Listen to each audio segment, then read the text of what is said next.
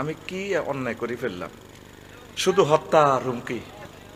যে মানুষটারে তিলে তিলে মারিয়ে এলো, ওষুধ খেতে দেয় না, চিকিৎসা করতে চায় না, তুই হোক গে স্ট্যাটাস দিতে হারলি না, তুই অন চাঁদা কালেকশন করিবার লাই, তুই নেতা সাইজের লাই, ওলামায়ে কেরামকে হত্যার হুমকি দাস, তুই কোরআনকে বন্ধ করতে চাস। রব্বুল আলামিন সব গুনে গুনে রাখতেছেন।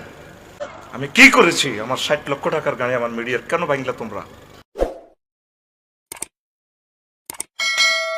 এই হোলাগুন আমজাদের নগর আর হলে কত সেলফি উঠাইলো, আর কি অন্যায় করলো বা জানলে সংবাদ সম্মেলন করে আফসারির ঠেকাও। ও মা জিয়ানো আর বাড়ি লাকসাম শরীফ 8 নম্বর ওয়ার্ড, সমানে ফেসবুকে দিছে, তারে বয়কট করলাম।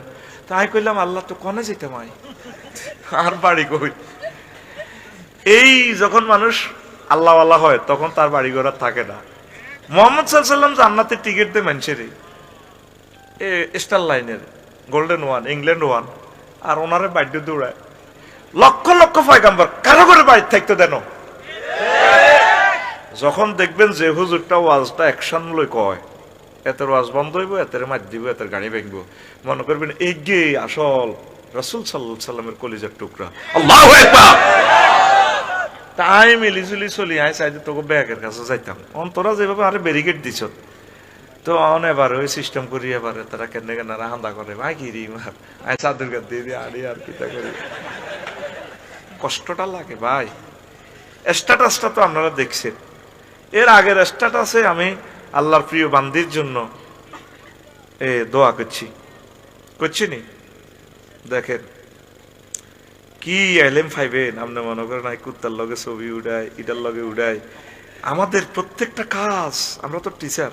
এই কালকে একটা স্ট্যাটাস দিছি, এই স্ট্যাটাসটা আগে তো কেমন, শহীদ প্রেসিডেন্ট জিয়াউর রহমান রহিমাহুল্লাহ তাআলা এর ওয়াইফ, সাবেক প্রধানমন্ত্রী, মহান প্রভুর জিম্মায়, মহান আল্লাহ তাকে ক্ষমা করে জান্নাতের মেহমান হিসেবে কবুল করুন। স্ট্যাটাস এটা তো আর নকল করতে না, টাইম লাইনে গেছে। এই যে ওনার নাম কেন ধরলাম না, হাদিস শরীফে যতগুলো মহিলা সাহাবী আছে তাদের ছেলে নিয়ে অথবা তাদের স্বামী নিয়ে বা তাদের আব্বা নিয়ে মহিলাগুলোর নাম লেখা। আসমা বিনতে আবি বকরিন, আয়েশা সিদ্দিকা, খাদিজা বিনতে খুয়াইলদ। আমি ম্যাডামের নাম ধরি নাই, কারণ তার নামটাও ফর্দা। আর আমাদের শহীদ প্রেসিডেন্টের নামে কি লিখছি? রহিমাহুল্লাহ তাআলা। স্ট্যাটাসে আসেনি? বাংলাদেশের অদ্বিতীয় একটা স্ট্যাটাস দেখান যেখানে রহিমাহুল্লাহ তাআলা লিখছি। তাইলে আমি ঘুম থেকে উঠলাম, ফজর পড়েছিলাম কালকে 9টাতে, উঠি এটা দিলাম। এরপরে একটা স্ট্যাটাস দিলাম, আমার ছেলে রাফিউল্লাহ এবং অলিউল্লাহকে বলছি, প্রিয় সন্তান, আমি মারা গেলে যথাসময়ে আমাকে কবর দিবে, কারণ আমি যদি জান্নাতি হই কবরে আমার খানার প্রস্তুত আছে, আর যদি জাহান্নামী হই কবরে আমার মায়ের প্রস্তুত আছে। তোমাদেরকে আমি অনেক কষ্ট করে যত্ন করে আদর দিয়ে বড় করেছি, আমার কবর নিয়ে, মৃত্যু নিয়ে, এগুলো নিয়ে যাতে তোমরা কোনো টাল বাহানা না করো। হে প্রিয় সন্তান, আমাকে যথাসময়ে কবর দিও, আমার লাশ নিয়ে টাল বাহানা করিও না। পৃথিবীতে অন্তত যথাসময়ে আমার মৃত্যু সংবাদ এবং কবরস্থ হওয়ার এটা আমার নাগরিক অধিকার। এই অধিকার আমার আল্লাহ এবং রাসূল সাল্লাল্লাহু আলাইহি সাল্লাম দিয়েছেন। প্রিয় সন্তান, তোমার কাছে শুধু আমি এটুকু চাওয়া পাওয়া, আমার বন্ধু বান্ধব, আমার দেশবাসী যাতে যথাসময়ে আমার মৃত্যু সংবাদ শুনে আমার জন্য দোয়া করে। আমার মৃত্যু নিয়ে কোনো কারচুপি করিও না। রাফিউল্লাহ এবং অলিউল্লাহ, তোমাদের দীর্ঘ জীবন কামনা করতেছি। আসসালামু আলাইকুম ওয়া রাহমাতুল্লাহি ওয়া বারাকাতুহু। এটা হলো পরের স্ট্যাটাস। আমি কি অন্যায় করে ফেললাম? শুধু হত্যা আর হুমকি। যে মানুষটারে তিলে তিলে মারিয়ে এলো, ওষুধ খেতে দেয় না, চিকিৎসা করতে চায় না, তুই হোক গে স্ট্যাটাস দিতে হারলি না, তুই অন চাঁদা কালেকশন করিবার লাই, তুই নেতা সাইজের লাই, ওলামায়ে কেরামকে হত্যার হুমকি দাস, তুই কোরআনকে বন্ধ করতে চাস। রব্বুল আলামিন সব গুনে গুনে রাখতেছেন। ওসিয়ত করা তো এটা প্রত্যেক মুসলমানের অধিকার, এটা তো ফরজ। আমার ছেলেরে বলে দিছি, যদি খানায় কাবার ইমাম হও, কোন বিশাল নেতা হও, মিটিং করবা, সব করবা। আব্বু যদি কোথাও অসুস্থ থাকি, আইসিইউতে থাকি, আগে আব্বুর সাথে দেখা করে যাবা। তারা মাদ্রাসা এলে তাদের গ্রাম নেই, আব্বা আম্মা এগুলো দেখলে খুশি হয়, অসুখ লাঘব হয়। ডাক্তারের শেষ অবস্থা কয় উনি আর সারবে না, ওনার মনে যা চায় তাস্তাহি আনফুসুকুম, মনে যা চায় তা খাক, ওনারা আর বাধা দিয়েন না। শেষ এইটা, তার খুশি থাকুক। আল্লাহু আকবার। আমি কি করেছি? আমার 60 লক্ষ টাকার গাড়ি আমার মিডিয়ার কেন ভাঙলা তোমরা? এটা শিখেছি তোমাদেরকে।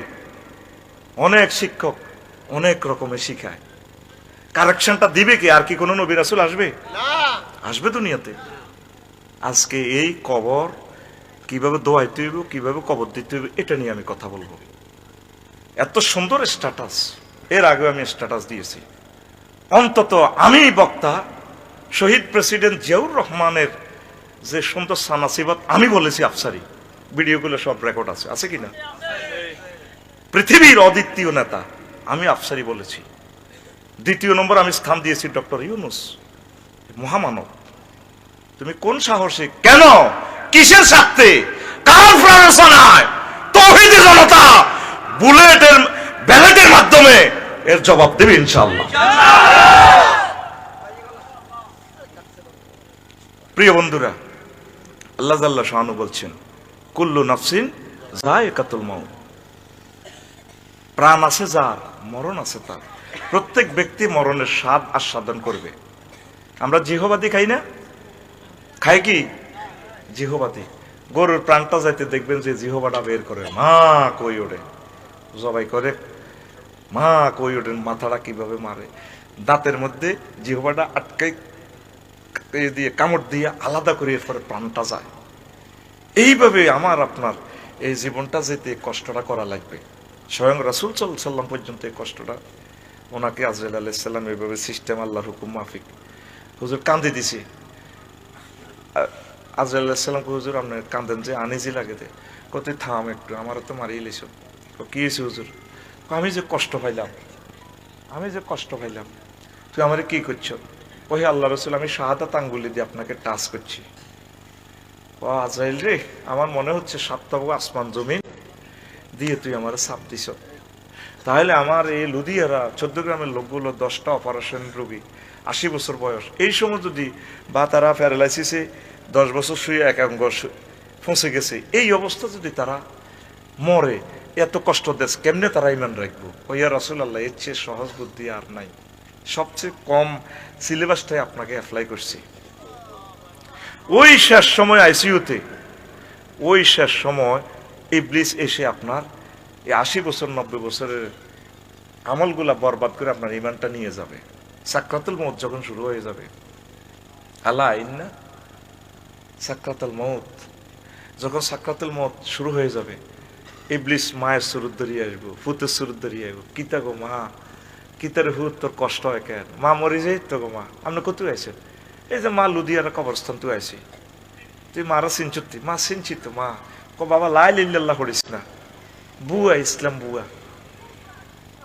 আসলে কে 6টা স্টেপের উডা বাইর হয়। 5 নম্বর স্টেপ হইল কাল্লা ইজা বালাগাতিল হুলকুম ওয়া হিনাইজিং তানজুরু, যখন কণ্ঠনালীতে রুহটা আসে তখন মুমূর্ষ লোক জান্নাত জাহান্নাম সব দেখে, আর আজিম দেখে, তার চোখের সামনে সব খুলে যায়। এই জন্য দেখবেন মৃত ব্যক্তি একদিকে স্থির চিত্তে তাকাইয়া থাকে, তার রেজাল্টের দিকে, এ প্লাস না ফেল, এইভাবে তাকাইয়া থাকে। সুম্মালা তারা উন্নাহা আইডালিয়াতে, আমি তোমাদেরকে রেজাল্ট নিচ্ছকে দেখাবো। সুবহানাল্লাহ বলো।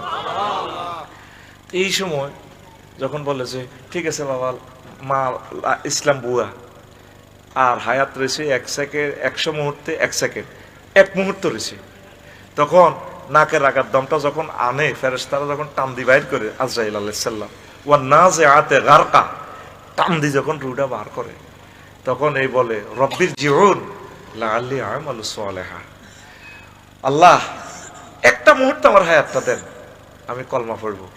আল্লাহ কয় বান্দা ওয়াইজা জাআ আজালুহুম লা ইস্তাখিরুনা সাআতাও ওয়া লা ইস্তাকদিমুন, তোমাদের হায়াতের নির্ধারিত সময় এসে গেলে আমি আল্লাহ 1 মুহূর্ত বেশিও দেব না, কমও দেব না। আফসারি তুমিও তো ওয়াজ করছিলা, আমি কেমনে অন হয় আটটা দিই, রুহটা টেনে বের করে নিবে। পৃথিবীর কেউ জানতো না আমি যে ইমান হারা, আফসারি ইমান হারা। ওই সময় কি মেসেজ রাসূল সাল্লাল্লাহু আলাইহি সাল্লাম বলে দিয়েছেন, লাকিনু আমওয়াতাকুম বিলা ইলাহা ইল্লাল্লাহ। বুঝছেন নি? রাসূল সাল্লাল্লাহু আলাইহি সাল্লাম বলছেন, লাকিনু আমওয়াতাকুম বিলা ইলাহা ইল্লাল্লাহ। তোমরা এই মৃত ব্যক্তিটারে তোমরা লা ইলাহা ইল্লাল্লাহর তলকিন দাও, তাকে তলকিন দাও। মনে করাই দিতে সাকরাতুল মউতে আছে, আইসিইউতে, সে বিশেষ রুমে আছে। তার একজন পরিবারের যিনি তার সাথে দেখা দিতে পারবেন, মুহরিম, তার ছেলে হোক, জির জামাতা হোক, নাতি হোক, তার বংশের যিনি তার সাথে দেখা দেওয়া যায়, এমন একজন ব্যক্তি বা কোনো মহিলা যদি থাকে, কেউ নাই, আল্লাহওয়ালা মহিলা তার আত্মীয়র ভিতরে, তিনি মনে করে দিবেন, আম্মা, আন্টি, নানু, বলুন আপনি লা ইলাহা ইল্লাল্লাহ। রাসূলের এই হাদিসগুলো কে রে ভাই আমল করব? তো এই সময় লা ইলাহা ইল্লাল্লাহ পড়লে তুই তো জান্নাতে যাবি গা। এই কথাগুলো আমরা ছাড়া কে বলবো? এবার কইব আফসারি তো চিকিৎসা বিজ্ঞানের বিরুদ্ধে কইয়েলেছে, আইসিইউতে রোগী থাকবো, আত্মসব বার করে দিব, 0 না 21 বা এক তো কবর ফাঁস হয়ে যাবো, এটা কিতা? আল্লাহ কি এগুলো চাইবো? ওনার ফাঁস শিওরে বসে বসে কলমাটা মনে করে দিব, উনি অজ্ঞান থাকুক, উনি বলা শর্ত না, ওনাকে মনে করে দিব, আম্মু আপনি বলেন লা ইলাহা ইল্লাল্লাহ, শিওরে সূরা ইয়াসিন পড়বে। এই কাজগুলো তো আফন লোকেরা করবে। ইসলাম যে একটা সিস্টেম দিছে, এই মৃত ব্যক্তির এই কাজগুলো পরিবারের কাছে দিছে। আমিন কর। পরিবারের সাথে ভালোবাসা। প্রথম পরিবার গঠন করছেন আল্লাহ জান্নাতে, ইয়া আদামুসকুন আওতাওয়াজাউজুকাল জান্নাহ। আদম, এই প্রেমের সংসার করো তুমি আর তোমার ওয়াইফ। আমরা এই জান্নাতি পরিবারেই আছি। তো এখন এই জন্য ইসলামের দণ্ডবিধি হইল কি, আমাকে যদি হত্যা করেন, আমাদের ব্রিটিশ লতে আইন করে রেখেছে রাষ্ট্রপতি মাফ করব। তারে কে অধিকার দিছে? রাব্বুল আলামিন বলছেন ইল্লা ওয়ালিয়িহি, তবে তার অভিভাবক যদি মাফ করে দেয়। আমরা 100 কোটি টাকা চাই, এটা দিবেন, এটা রাসূলুল্লাহ দিয়াত দিবেন, মাফ, অথবা টাকা লাগবে না, যার মাফ করে দিছে। আর আমরা লাইডারে মারিয়া লাভ কিতা, আফসারি বেরিয়ে ভুলক্রমে মারিয়ে এলেছি, আমরা মাফ করে দিলাম। আল্লাহ কয় এই দায়িত্বটা শুধু আমি অভিভাবকের উপরে দিছি। তো মওতের এই দায়িত্বটা তো এখন আমাদের কাছে নাই। ঠিক ততরূপ আমি কোথাও জানাজা গেলে আগে বলি, ইমাম সাহেব, আম্মা যেহেতু এই এলাকার মুসল্লি, ইমাম হলো তাদের সাক্ষী, উনি ইমামতি করবেন। তো ইমাম সাহেব কোন আফসারি ভাই আপনি করেন না, আমি দোয়া করে দিব আপনি ইমামতিটা করেন। আগে কত সুন্দর পাবলিসিটি করত। একটি শোক সংবাদ, মানুষের মনপ্রাণ কত নরম হয়ে যেত, হইতো কিনা? মা বোনেরা শুনতো, হা অমুকে চলে গেছে, এই যে 1 সেকেন্ড শোক করলো, হা, এটাও তো তার সোয়াব কিনা? আল্লাহ ইচ্ছে করলে কিয়ামত পর্যন্ত যত মানুষ আসবে সব মানুষের একসাথে আনে মারতে পারতো কিনা? এটা একটা ইউনিভার্সিটি করে রেখেছে আল্লাহ। তাদেরকে দেখে দেখে জুরু কুবুরাহুম, তোমরা তাদের কবর জিয়ারত করো, ফাইন্নাহু তুযাক্কিরুকুমুল, এটা তোমাদের জন্য একটা ইবরত, মওতের কথা স্মরণ করায় দিবে। এই জন্য আল্লাহ আমাদের সামনে কাউকে মারতেছেন, কেউ জন্ম নিচ্ছে, হাসি উল্লাসের ভিতরে দুঃখের সাগরে রাখতেছেন, যাতে আমরা বারবার আল্লাহর দিকে ফিরে আসি, ইউটার্ন করি। আল্লাহু আকবার। তাহলে আল্লাহ জিনিসটা আমাদের শিক্ষার জন্য করছেন না?